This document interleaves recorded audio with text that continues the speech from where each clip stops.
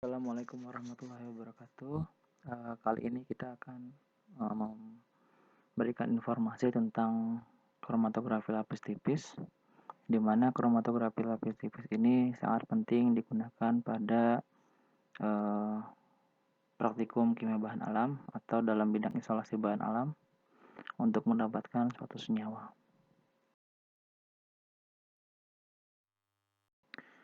Berikut adalah tipe-tipe dari kromatografi berdasarkan fase gerak dan fase diamnya. Ada berbagai macam yang akan dipelajari, tapi kita khusus hari ini adalah untuk mempelajari tentang kromatografi lapis tipis.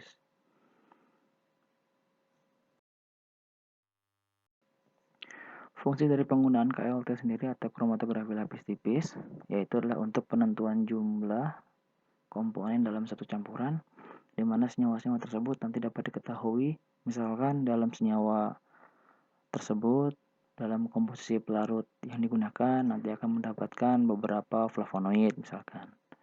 Di situ nanti ketahuan flavonoid yang terlihat apakah dia lebih nonpolar, polar, atau semipolar dari pelarut yang digunakan.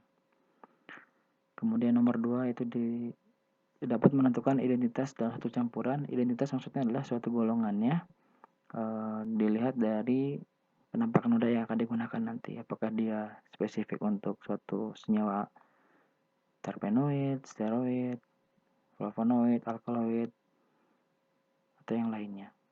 Kemudian nomor 3 penggunaannya untuk memonitor kromatografi kolom dan perkembangan dan melihat perkembangan atau memonitor dari suatu reaksi sintesis.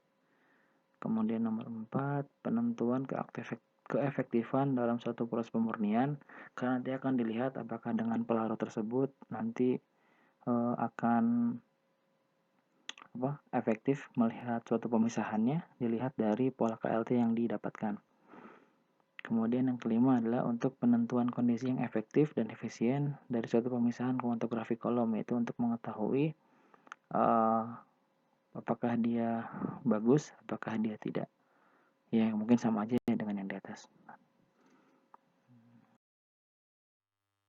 Ini adalah contoh untuk memonitor kromatografi kolom dari sintesis, di mana akan diketahui dari awalnya ini suatu produk yang diinginkan, yang dilihat hasilnya seperti ini ya. Untuk yang di atas ini kita adalah melihat spot pertama itu adalah suatu substrat standar, yang kedua itu adalah reaksi campurannya, yang ketiga adalah hasil produknya. Nanti dilihat sini seperti ini prosesnya. Kemudian kalau reaksinya ini sesuai dengan yang diharapkan, maka dia akan berhasil suatu produk yang di sini. Untuk sintesis seperti itu. Ini adalah contoh untuk pemantauan memonitor kromatografi kolom, di mana kita mendapatkan hasil kromatografi vakum cair sebelumnya ini dengan pelarut bergradien. Nanti kita akan mendapatkan subfraksi 1, 2, 3, 4, 5, dan 6 di sini. Nah, ini kita akan mengetahui komponen subfraksi yang nanti akan dikejar. Lihat sini kan komponennya banyak, ini sama, maka ini disatukan juga, ini juga disatukan karena memiliki komponen kandungan kimia yang sama. Seperti di sini juga sama kan. Dilihat yang paling dominan itu adalah yang paling besar nodanya, itu paling dominan. Kita lihat di sini semua minor, dan di sini dominan ada 2 senyawa. Tapi ketika kepolarannya ditambahkan, semakin bawah lihat dari KLT ini, semakin pelat. Ini kan menggunakan pelarut kloroform 100%. Dilihat di sini semakin di atas nodanya, maka dia akan lebih nonpolar. Semakin dia bawah, maka dia akan semakin polar. Di sini nanti akan terlihat suatu pelarut yang digunakan adalah kloroform. Nanti terlihat ini adalah visualnya. Kemudian ini di lampu UV 365. Nanti terlihat di sini ada komponen yang terlihat. Ini ada yang minor, yang kecil-kecil. Kalau dia yang besar-besar itulah yang komponen yang mayor dari suatu hasil KCV tadi. Nah, dari hasil KCV ini kemudian dilakukan kromatografi kolom, diambil dari yang fraksi nomor berapa ini, nomor ya fraksi 2 lah, fraksi 2 atau 3. Kemudian nanti fraksi C, fraksi 3 ini berarti akan mengambil senyawa yang ungu ini. Kemudian dilakukan pemisahan di sini. Pemisahan nanti dilihat ini lebih murni, kemudian dilihat lagi lebih murni yang mana lagi di nomor 6 sampai dengan nomor 12 adalah murni. Nah, itu adalah senyawa isolat dari si hasil kromatografi vakum cair tadi. Jadi ketika satu kromatografi itu langsung bisa saja murni, bisa dilihat dari hasil kromatografinya. Jadi untuk memantau atau memonitor berapa banyak komponen yang di dalam satu si tampungan senyawa tersebut, tampungan pelarut tersebut. Kemudian prinsip KLT sendiri adalah bisa dibaca lapisan yang memisahkan itu fase diam, terdiri dari bahan yang berbutir-butir ditempatkan pada penyangga berupa plat gelas, logam, atau lapisan yang cocok.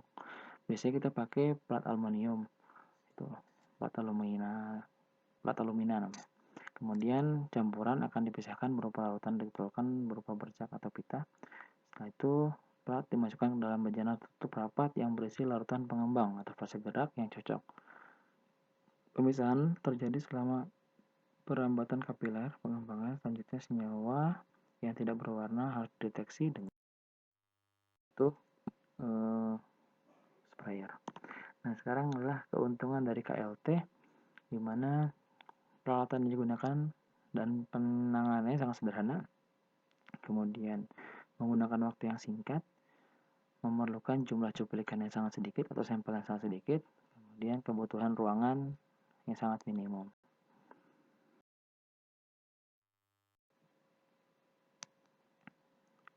Fase diam itu lapisan penyerapnya atau adsorbannya, yang merupakan lapisan terbuat dari salah satu bahan penyerap yang khusus digunakan untuk KLT.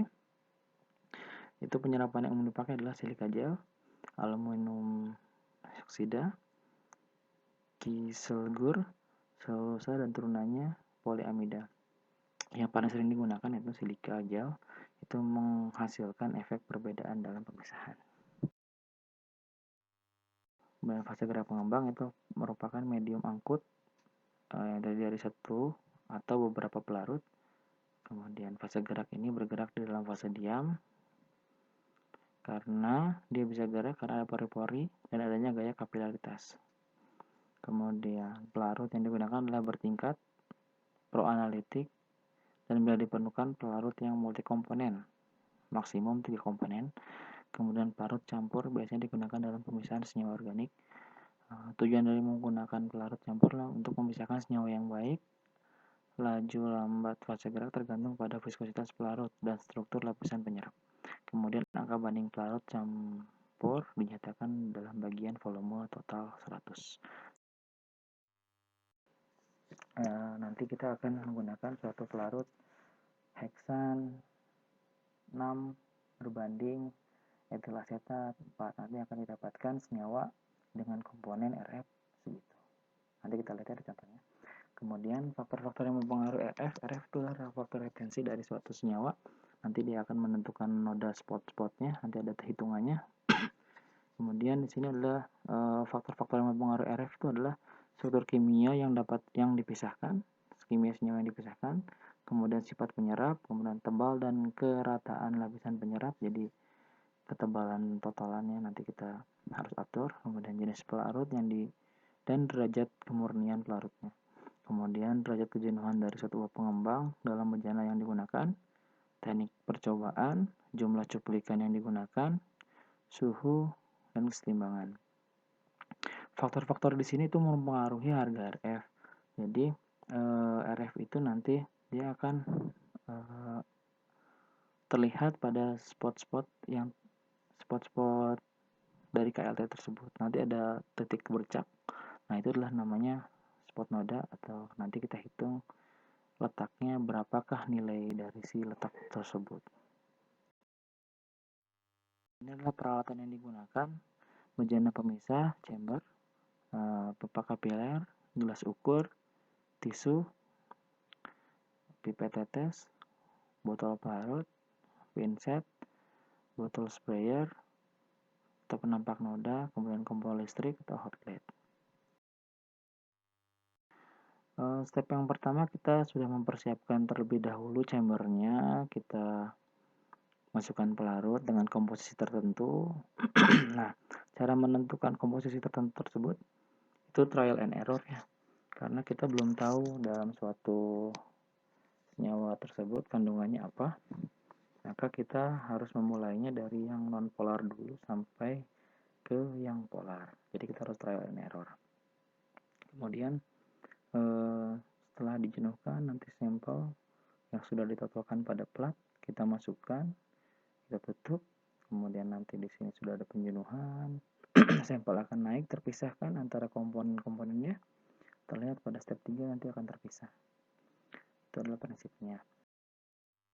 Contoh dari pemisahan karoten dari suatu tumbuhan. Kita lihat di sini banyak sekali spot noda. Ini tidak diketahui apa. Kemudian ini adalah senyawa lutein termasuk flavon. Viola-xanthin termasuk fenolik juga ya, ini juga fenolik. Kemudian nyuxanthin, ini adalah fucoxanthin. Terlihat semua ini punya spotnya masing-masing.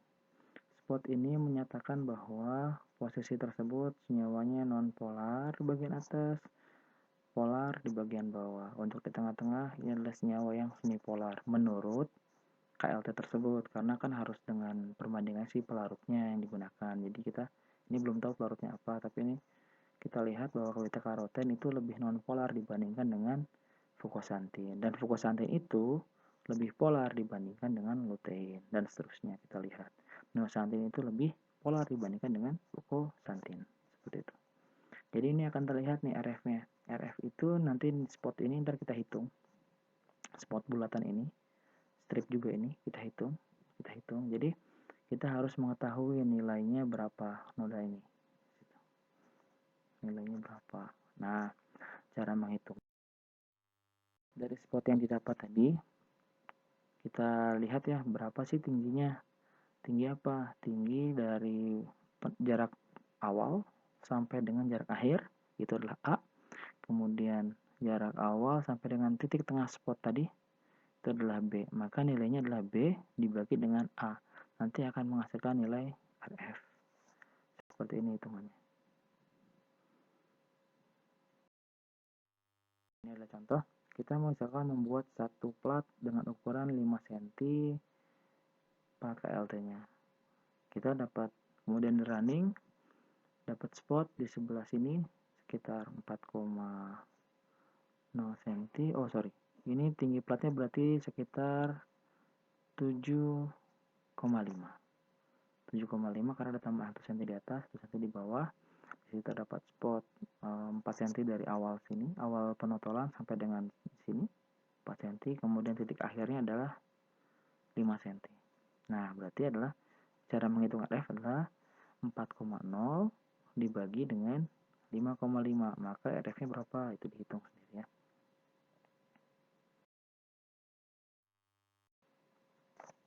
Membuat di sini adalah RFA, yang di sini A, ini adalah B, ini C, dan ini D. Tinggal dihitung berapa RF dari masing-masing spot noda yang dihasilkan. Ini sebagai contohnya. Oke. Kemudian dari plat tadi kita bisa deteksi senyawanya dari senyawa itu bisa dilihat dari UV, bisa dideteksi dengan diamati dengan sinar UV, yaitu UV 254 dan 365, yang dilihat dari box gelap yang ada di lab, tinggal dilihat nanti. Kita lihat jika dia berwarna lampunya hijau, itu adalah termasuk 254 nanometer. Jika dia berwarna ungu di lampunya, maka dia akan panjang gelombangnya panjang 365 nanometer. Ini berbeda terlihatnya nanti spot nodanya. Ada yang terlihat di 254 saja dengan berwarna hitam, atau terlihat di 365 dengan warna-warni senyawanya. Nah, itu nanti akan dilihat dari gugus kromofor yang dimiliki dari masing-masing senyawa tersebut. Kemudian jika senyawa tidak dideteksi dengan UV, maka harus dilakukan dengan deteksi senyawa reaksi kimia dengan penyemprotan penampak noda. Nah, senyawa-senyawa yang tidak terlihat ini kemungkinan itu senyawa yang tidak memiliki tidak memiliki transisi elektronik, sehingga dia tidak memiliki kromofor. Nah, maka harus ditambahkan dengan reaksi kimia sehingga akan bergeser ke panjang gelombang yang lebih tinggi, sehingga akan menunjukkan bentuk visual warna atau terlihat di lampu UV, baik 365 ataupun 254. Contoh senyawanya biasanya senyawa steroid atau terpenoid yang tidak menunjukkan karakteristik di lampu UV karena tidak ada perpanjangan gelombang biasanya. Seperti itu. Beberapa proyeksi semprot untuk penampak noda itu bisa disimpulkan ada beberapa macam ya, seperti anhidrida asetat, asam asetat, yaitu reaksi Lieberman-Burchard, yaitu untuk senyawa steroid dan terpenoid, kemudian anisaldehid asam sulfat untuk senyawa gula, steroid, dan terpenoid,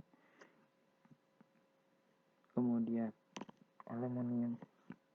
aluminium klorida untuk flavonoid, kemudian antimon klorida untuk flavonoid juga, cerium sulfat, asam sulfat untuk senyawa-senyawa organik, Degenroff untuk satu alkaloid, magnesium asetat untuk antraquinon, potasium hidroksida untuk kumarin dan antraquinon. Di mana masing-masing senyawa penampak noda ini memiliki karakteristik masing-masing ya, berwarna. Jadi setelah disemprot kemudian dipanaskan, nanti akan menghasilkan warna-warna spesifik untuk senyawa-senyawa yang dicari atau golongan senyawa yang dicari tadi.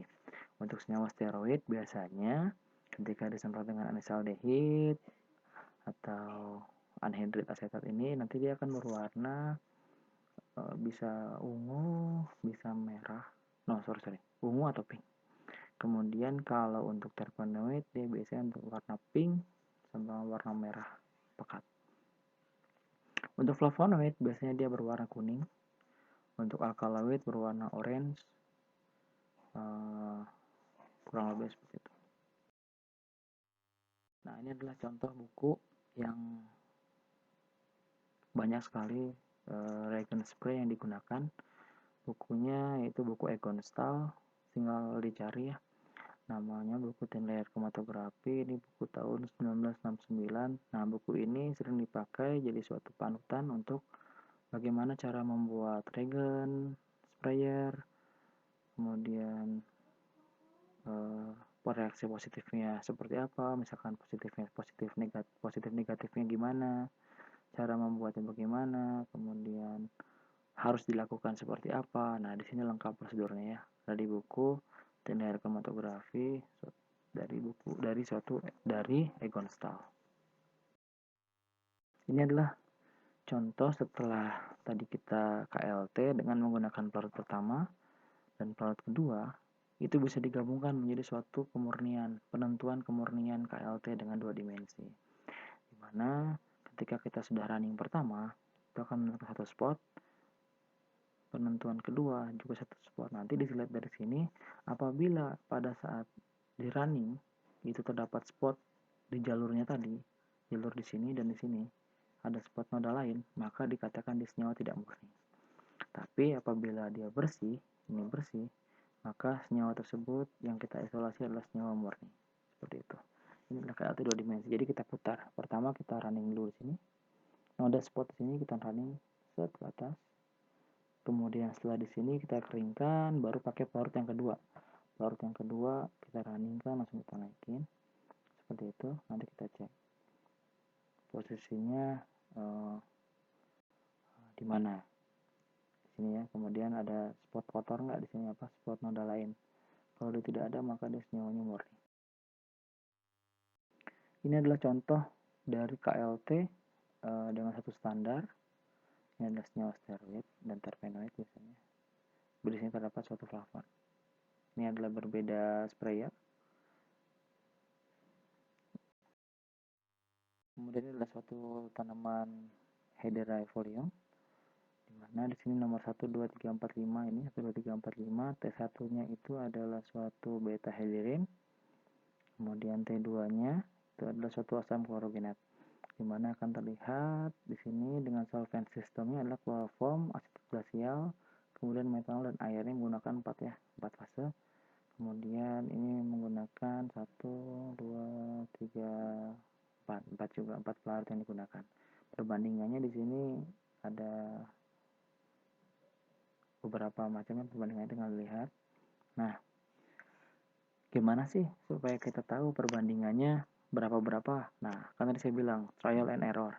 Jadi intinya bagaimana cara mendapatkan spot noda yang baik. Spot noda yang baik itu dia terlihat nodanya itu bertumpuk rapi, kemudian terlihat ada spot bulat. Nah, itu dikatakan dia senyawa yang bagus pada pelarut tersebut. Kemudian deteksinya dengan menggunakan figur 5 tuh ini, figur 6 nya ini, kemudian dia menggunakan vanilin asam fosfat secara visual, kemudian menggunakan polyethylene glycol pada lampu UV.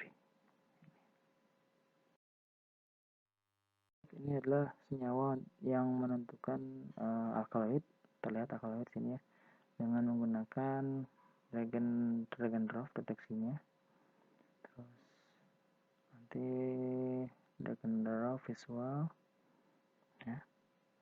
Kita lihat di sini ada satu tuh alkaloid ekstrak, kemudian yang duanya adalah metanolnya, kemudian komersial sigaret, rokok biasa, kemudian ditambah metanol ekstrak dari yang nomor 2. Kemudian ada reference T1 nya itu adalah suatu nikotin, T2 nya itu adalah suatu rutin DRF 0,4, kemudian asam klorogenat, kemudian hiperosida.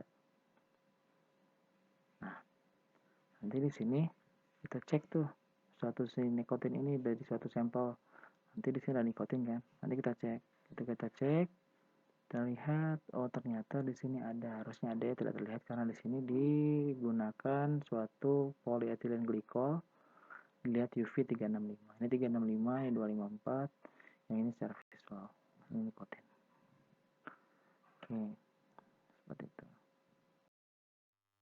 Ini adalah suatu senyawa flavonoid. Ini adalah contoh 1, 2, 3, dan seterusnya sampai 14. Spot nodanya terlihat, sini ada RF-nya ya. Ini menggunakan suatu pelarut asam format, asam asetat, dan air. Etil asetat, asam format, asam glasial, asetat, glasial, kemudian air. Hasilnya ini KLT-nya. Kemudian disemprotnya dengan polyethylene glycol. Dilihat pada 365. Nanti terlihat spotnya ya, beda-beda tuh, ini senyawa murni semua. Nah, untuk nomor 15 ini adalah campuran dari ke-14 nya ini. Kita lihat di sini campurannya berbeda ini di situ nomor 14, kemudian ini nomor 13, dan seterusnya, menyatakan bahwa semakin dia di atas maka dia semakin non polar, semakin di bawah maka dia semakin polar untuk pelarut yang di sini. Kita terlihat tingkatan kepolarannya. Ini kita lihat ada nama-namanya, kita lihat nanti kita gambarkan mengapa dia lebih non polar, mengapa dia lebih polar. Ingat, suatu pelarut itu akan mengelusi si sampel-sampelnya. Karena apa? Karena memiliki tingkatan kepolaran yang mirip atau disebut like dissolve like. Ini prinsipnya.